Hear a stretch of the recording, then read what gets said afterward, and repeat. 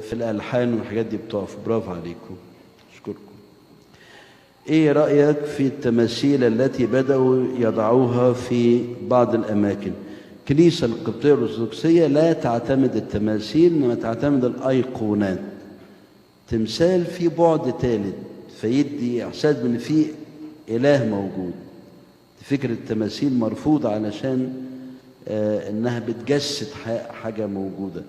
لكن الأيقونة، خصوصا الأيقونات القبطية، يعني تجمع بين ما هو إلهي وبشري، وكل حاجة فيها بيبقى ليها دليل. الألوان والمناظر والخلفيات مثلا يقولوا الراس نسبتها أكبر من الجسم عشان يقولوا مهتم بالتأمل أكتر من الجسد.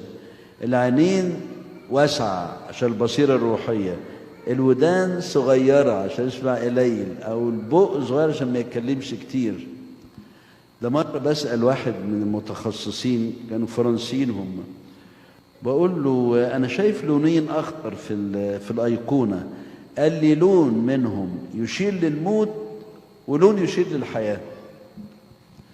قلت له إزاي؟ قال لي اسود على اصفر يدي اخضر غامق، ده الموت. ازرق عامله كده، اصفر على ازرق يدي زرع الحياه. وقيسوا بقى على فانا طبعا ارجو ان الفكره ما تنتشرش، والا بعد شويه نلاقي تماثيل جوه الكنيسه وتماثيل جوه الهيكل.